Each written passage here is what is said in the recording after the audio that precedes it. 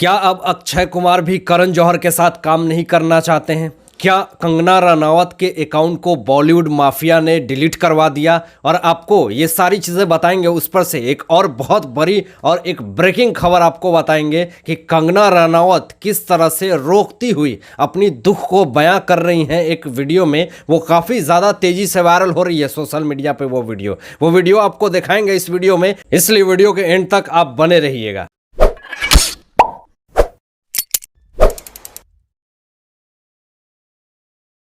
आप सारे लोग जानते हैं कि धर्मा प्रोडक्शन से अगर किसी को ब्लैकलिस्ट कर दिया जाता है तो उसके बाद उसको फिल्म इंडस्ट्री में काम मिलना भी मुश्किल हो जाता है। यानी कि उसकी ऐसी मनोवृत्ति हो जाती है, उसके बारे में ऐसी ऐसी न्यूज़ स्प्रेड कर दी जाती है कि ये अनप्रोफेशनल है, इसको काम करने का ढंग पता नहीं है, इसका बिहेवियर सही नहीं है। तो इतनी ज़्यादा निगेटिविटी उसके बारे में स्प्रेड कर दी जाती है कि कोई भी प्रोड्यूसर या कोई भी बड़ा डायरेक्टर उसके साथ काम करने के लिए सोचता है। आपको बता दें कि जो वायदा सामने आ रहा था कि दोस्ताना 2 से कार्तिक आर्यन को पूरी तरह से ब्लैकलिस्ट कर दिया गया है, निकाल दिया गया है। उसके बाद धर्मा प्रोडक्शन से भी कार्तिक आर्यन को हटा दिया गया है। तो यहां पर जो खबरें आ रही थी कि करण जौहर अब दोस्ताना 2 में किसको लेंगे, वो स्टार कास्ट की खोज कर रहे थे। अब उसी में से खबरें ये भी आ रही थी कि नेपोटिज्म के मसीहा कहे जाते हैं करण जौहर, तो कोई नेपो किड को ही लॉन्च करेंगे। बहुत तरह की बातें आ रही थी। कुछ लोग ये भी कह रहे थे कि अक्षय कुमार भी इस फिल्म में हो सकते हैं। लेकिन खबरों की माने तो क्या अक्षय कुमार इस फिल्म से काम करने के लिए मना कर दिए? आपको बताएंगे कि क्या है पूरा मैटर। सबसे पहले आपको ये बता दें कि करण जौहर ने जब से कार्तिक आर्यन को इस फिल्म से निकाला तब से पूरी बॉलीवुड इंडस्ट्री में पूरी सत्ता गड़बड़ा गई। पूरे लोग ये कहने लगे कि करण जौहर का ये कोई नई बात नहीं है। इसके पहले इसने सुशांत को भी ब्लैकलिस्टेड कर दिया था, और जैसे सुशांत को ब्लैकलिस्ट किया था तब से पूरे बॉलीवुड इंडस्ट्री में जो बड़े बड़े प्रोडक्शन हाउसेज हैं उन सारे लोगों ने ब्लैकलिस्ट कर दिया था एसएसआर को, जिस कारण से वो काफ़ी डिप्रेशन में रहने लगे थे। उनके फिल्मों को ओटीटी प्लेटफॉर्म पर रिलीज कर दिया गया था। यानी कि जो कुछ भी एसएसआर के साथ हुई वही चीज़ कार्तिक आर्यन के साथ भी करी जा रही थी। लेकिन जो खबरें सामने आ रही है कि इस दोस्ताना 2 में किसको लेंगे करण जौहर।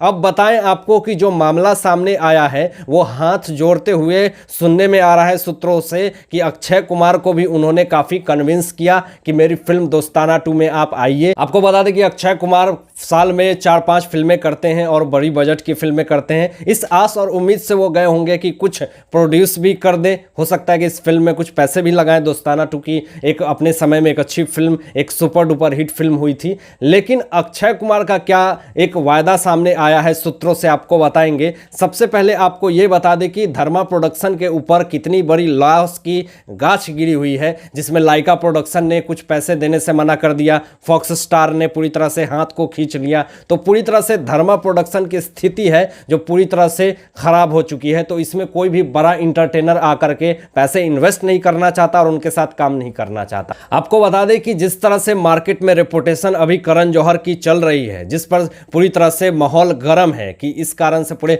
मीडिया में, पीआर में, पूरी तरह से सोशल मीडिया पे जिस तरह से करण जौहर को नेपोटिज्म को लेकर के लोग ट्रोल करते हैं या फिर किसी को ब्लैकलिस्ट करने की बात या इधर उधर करने की बात जो करते हैं, ये पूरी तरह से सोशल मीडिया पे ये पूरी तरह से गर्म हो चुकी है। तो यही सब चीज़ों को लेकर के अक्षय कुमार ने ये देखा और सोचा होगा कि अगर मैं इस इंसान के साथ अगर काम करूंगा तो जो कुछ थोड़ा बहुत भी मेरा रेपुटेशन मार्केट में बना हुआ है, कहीं हो सकता है कि इसकी वजह से वो भी ना चला जाए। तो इसी वजह से अक्षय कुमार ने साफ इनकार कर दिया कि मुझे भैया माफ कर दो, मैं तुम्हारी करण जौहर इंडस्ट्री में, तुम्हारी इस ब्लैक लिस्टेड वाली दुनिया में, तुम्हारी इस नेपोटिज्म की कलंक में मैं काम नहीं कर सकता हूं। मेरा अलग है फंडा, मेरा अलग रेपुटेशन है, मैं तुम्हारे साथ काम नहीं करना सकता। यानी पूरी तरह से ये एक्सेप्टेशन आ गया है कि अक्षय कुमार कभी भी धर्मा प्रोडक्शन यानी दोस्ताना 2 में वो काम नहीं करेंगे, जैसा कि सूत्रों से सामने आया है। अब आपको बता दें कि तब इस दोस्ताना 2 फिल्म में काम करेगा कौन। तो आपको यह भी बता दें कि दोस्ताना 2 में जो कलंक जो लगा हुआ है नेपोटिज्म का करण जौहर के ऊपर, ये सोच रहे हैं कि अगर मैं किसी नेपो किड को अगर लॉन्च करता हूं तो ये कलंक और गहरा हो जाएगा, दाग लग जाएगा जाएगा फिर ये धुल नहीं सकता। तो इसलिए इनकी टीम और धर्मा प्रोडक्शन की कुछ क्रू टीम ने ये सोचा कि क्यों ना नया एक्टर को इस फिल्म में लॉन्च करा जाए, ताकि कुछ पैसे भी कम लेंगे, जैसी कि स्थिति अभी धर्मा प्रोडक्शन की है। आप लोग देख ही रहे होंगे, इतना ज़्यादा एक्सपीरियंस होल्डर एक्टर को अभी इस फिल्म में लेना एक बहुत ही ज़्यादा फीस देने के बराबर हो सकती है। इसलिए करण जौहर की टीम की तरफ से यह बात सामने आई है कि इस फिल्म में अगर कोई भी स्टार कास्ट को अगर लॉन्च करेंगे तो वो कोई ना कोई एक डेब्यू एक्टर होगा और नया एक्टर होगा जिसको इस फिल्म के लिए कास्ट करी जाएगी। जो अभी सबसे बड़ी और ब्रेकिंग खबर ये आई है कि कंगना रनावत का ट्विटर अकाउंट पूरी तरह से डिलीट कर दिया गया है, सस्पेंड कर दिया गया है। अब सवाल यहां पे ये उठता है, आपको बताएंगे कि किस लोगों ने अकाउंट सस्पेंड करवाया होगा, ये आपको ही डिसाइड करना है। सबसे पहले आपको ये बता दें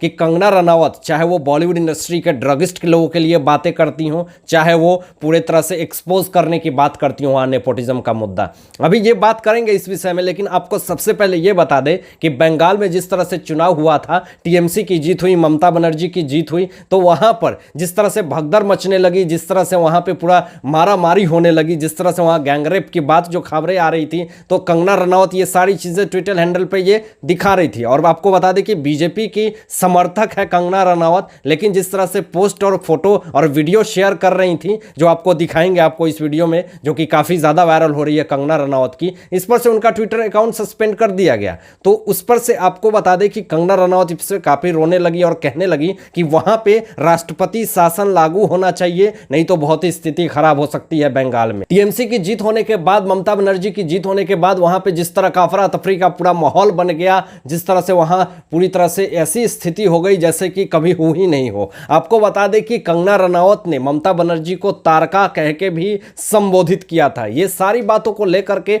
पूरी तरह से बंगाल की नेता, वहां के जो उनके समर्थक है टीएमसी के, ममता बनर्जी के, वो कहीं ना कहीं कंगना रनावत के अगेंस्ट हो गए और फिर उनके खिलाफ जो रिपोर्ट है वो उनके सस्पेंड अकाउंट होने की एक सबसे बड़ी वजह ये आ सकती है। अब आपको जो कंफर्मेशन खबर जो आई है हमारे पास वो ये है कि कंगना रनावत का ट्विटर अकाउंट हमेशा के लिए सस्पेंड कर दिया गया है। यानी कि हेटफुल कंडक्ट पॉलिसी के नियमों का उल्लंघन करने के आरोप में कंगना रनावत का पूरी तरह से अकाउंट को सस्पेंड कर दिया गया है, यानी वो कभी रिकवरी नहीं हो सकता है।